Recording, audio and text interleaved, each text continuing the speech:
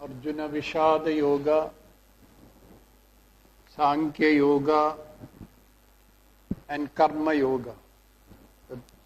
The names of the first three chapters.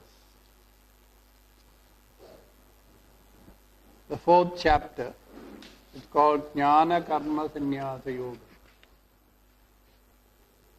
It's an important chapter because it introduces this whole doctrine of avatara, which was not there in the Hindu religion prior to the Gita.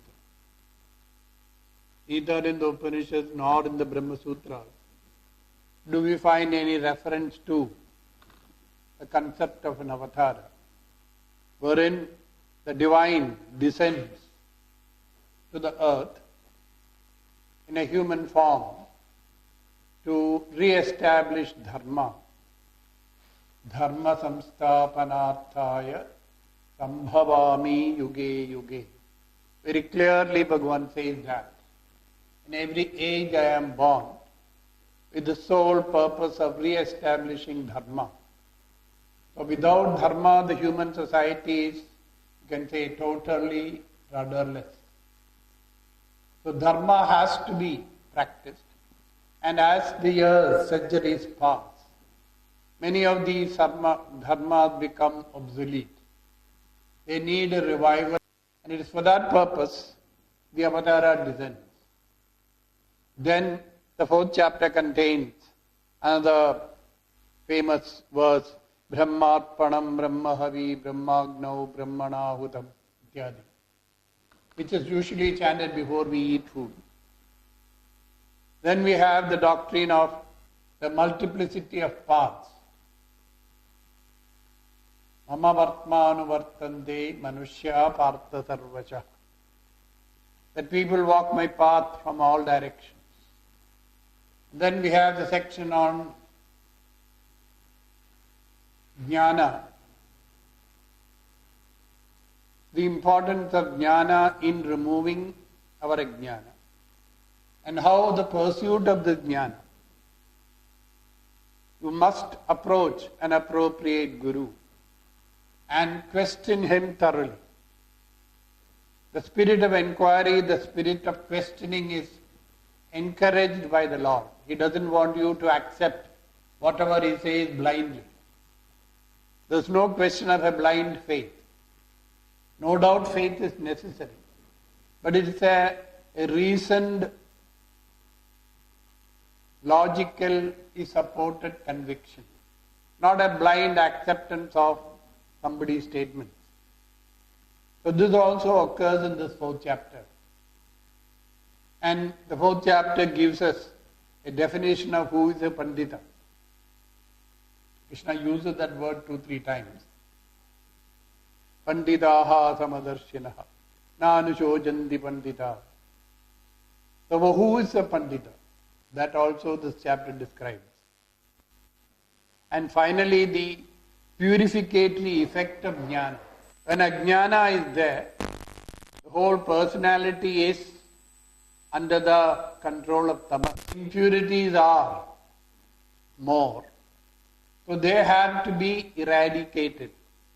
Nahi jnanena sadrisham pavitramiha vidyate. There's nothing as purifying as knowledge. Tadvidhi pranipadena pariprashnena sevaya. Come to attain this knowledge from the great teachers, masters, who are very eager to impart this knowledge to you, provided you have that spirit of inquiry. So Bhagavad Gita as a textbook, expounding, as I said, the doctrine of avatara, which is a very important doctrine in later Hinduism. So during the time of the Vedas and the Upanishads, this teaching was not there of the divine coming in a human form. So the Gita's special contribution, we may say, to the Vedanta philosophy is this doctrine of the avatara. Strangely, the word avatara is not used in the Gita. It doesn't use the term at all. The later the Puranas developed it. Anyway, the doctrine is there, and that whenever there is necessity, the divine intervenes in human history in order to help man to grow. So the descent of the divine is for the ascent of the human. That all of us have got the potentiality to discover, to realize this divinity. And this teaching has been there, it says, since a long time. But due to long passage of time, all these were forgotten. The teaching of Karma Yoga, for instance. He says, I taught it to Vivaswan to Ikshvagu on Vanu. Like that, the Rajarishi Parampara is there. Because in the last chapter, Arjuna showed a reluctance to accept the teaching of Karma Yoga, thinking that it is a totally newfangled idea, that it doesn't have a support of the tradition. So such a misunderstanding Arjuna had, Bhagavan removes it completely in this chapter and says that this is what I have taught during ancient time, and now I am again teaching it to you. So what was taught earlier has been forgotten due to long passage of time, and it is being revived. We have been fortunate in our country that all these various spiritual and religious traditions, from the ancient Vedas onwards, have been kept alive by this constant appearance of great souls in historical periods to revive this culture in different ways. So every time there was need of a great master appears or an avatara appears to teach the original teachings which were there hundreds of years ago. So if we have an open mind, a mind that is receptive, the Gita has plenty of it to give us. Many of the ancient terminologies have been newly interpreted. And this chapter also speaks about the various spiritual disciplines as different yagnas. The sacrifices that we have to do in order to grow spiritually. That you have to give up our misconceptions about ourselves and be free to receive the new knowledge. That openness to knowledge, which has been a chief characteristic of this culture. Here, right from the days of the Vedas, till today, our spiritual tradition has always encouraged the pursuit of knowledge. If you remember in the Mundaka Upanishad, when the student asked the teacher, Kasmin bhagavo vijñāte sarvamidam vijñādam bhavati. The teacher replied, Dve vidye veditavye idihasmayad brahmavido vadanti parachaiva aparacha. So the knowers of Brahman tell us there are two types of knowledge, the para vidya, the apara vidya. And both are to be known. Both are necessary. The apara vidya dealing with the ksharam, that which is perishable. The para vidya dealing with the akshara, the immortal, the eternal.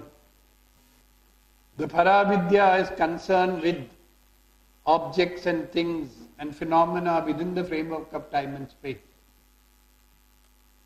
The para vidya deals with the timeless, the eternal. So having learned the limitations of apara vidya, that it cannot give me the knowledge about the ultimate eternal truth, a student turns towards or goes in search of a guru to learn the para vidya. So scientific knowledge has always been welcome here.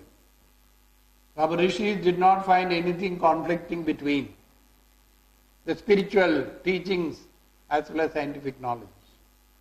The scientific knowledge is required to take care and interact with the world around us. while the spiritual knowledge, the paravidya, is required to know the highest. Yaya tad aksharam adigamyate. That is the nature of the paravidya. So never was scientists or people scientifically oriented ever persecuted in this country.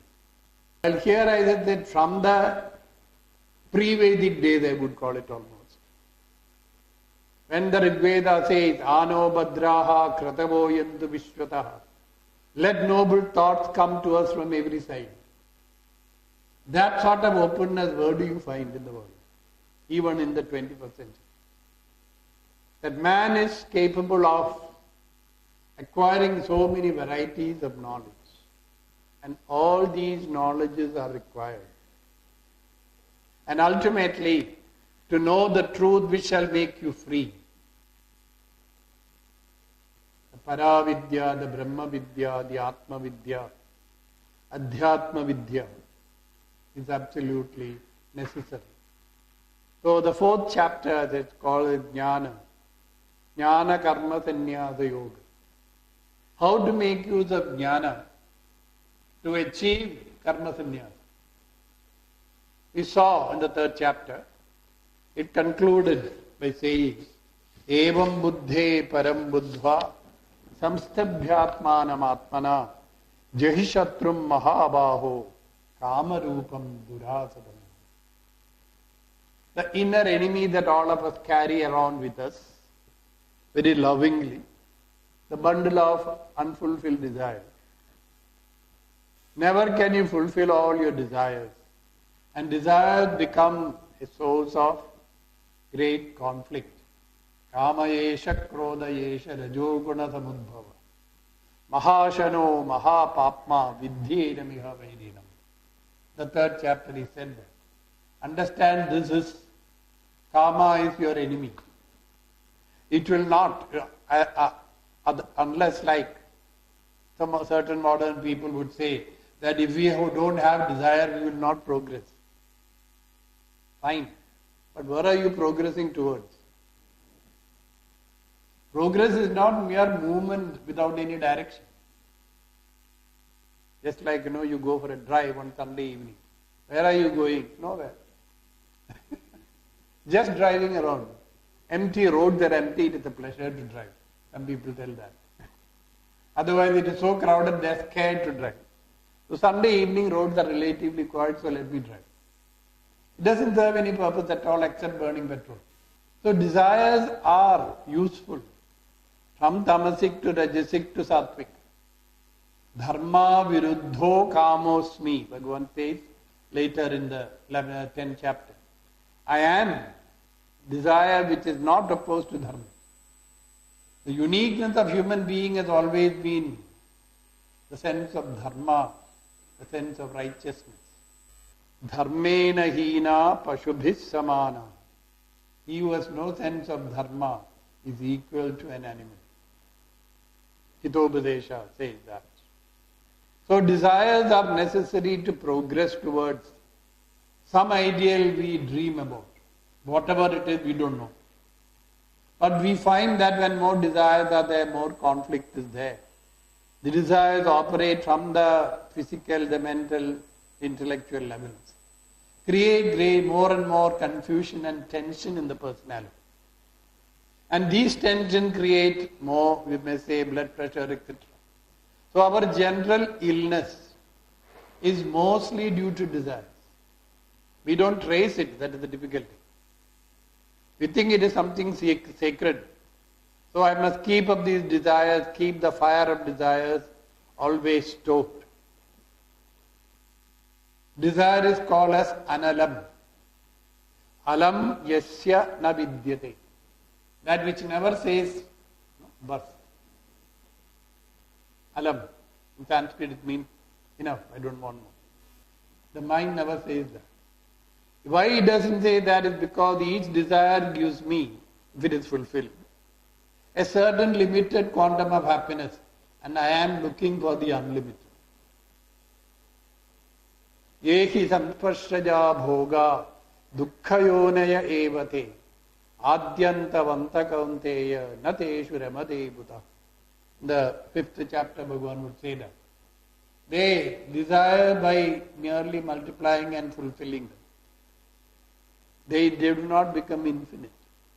They can't give you the infinite, timeless, eternal fulfillment. They are limited, time-bound. Adi Antavanta. Have a beginning, have got an end.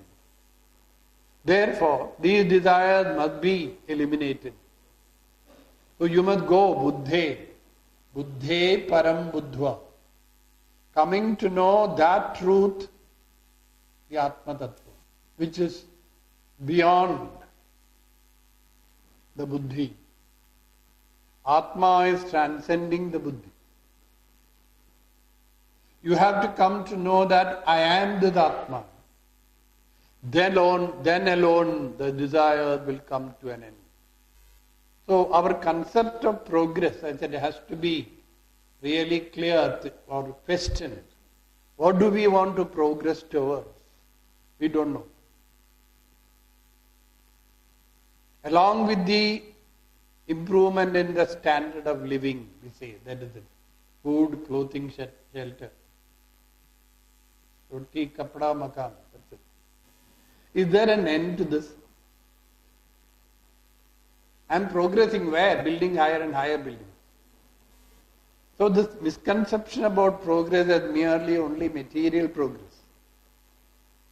Food, clothing, shelter is fine, but if you have more food, clothing and shelter and still more food, clothing and shelter, you will vomit. Food, extra you eat, it will come out. The body can't sustain it. Keep it inside.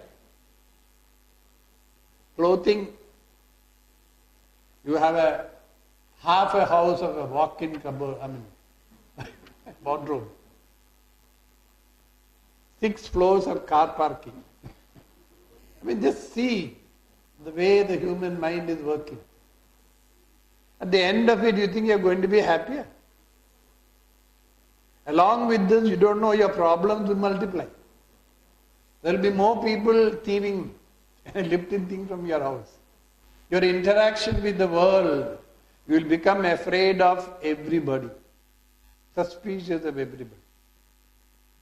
That is cheating me. That's not progress. Converting yesterday's luxuries into today's necessities. This is what we call progress. The modern world. You keep on increasing. Yesterday I thought it was a luxury and today no, I can't live without it. A phone. Imagine your life without the mobile phone. Many people would say, no, I can't live. I will feel isolated, I will feel unwanted. I will be out of touch. Not in contact with the world. When did you get this mobile? Maybe 6 years, 10 years back. And those who had it, they showed it. Showed off their mobile because you have to pay through your nose for speaking through that.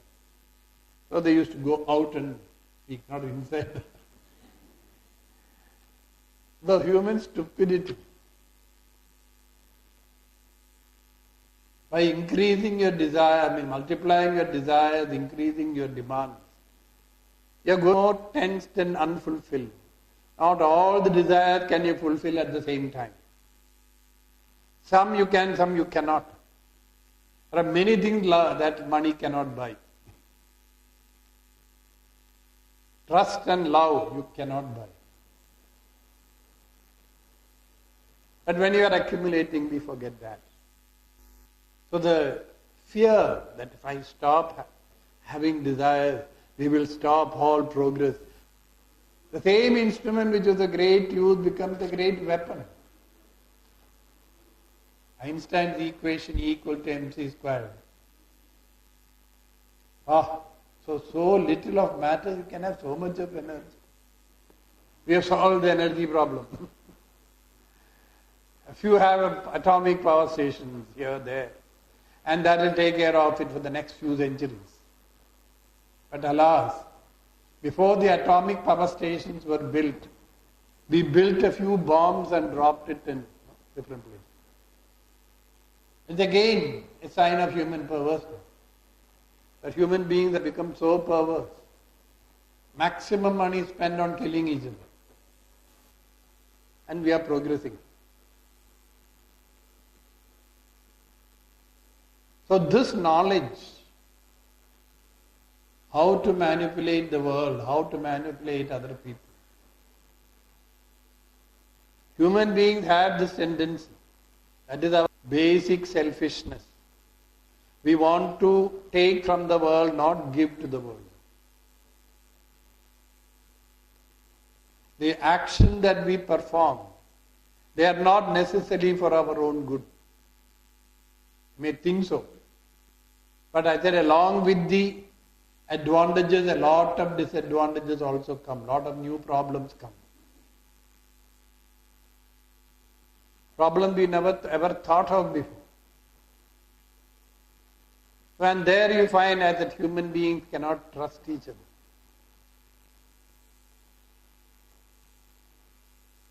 And without that trust and love, how can we relate with each other? Our relationship will be always based upon fear that this fellow is out to exploit me. So to perform actions in such a way that action does not become a burden. It must have the basis of spiritual knowledge. Karma you may renounce, but without jnana, that karma sannyasa will not take you anywhere. People may give up doing this, leaving that, possession this. You do not spiritually grow.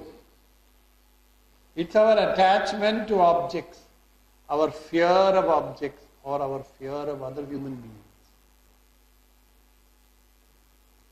Because the action that I do and the actions others are now capable of doing.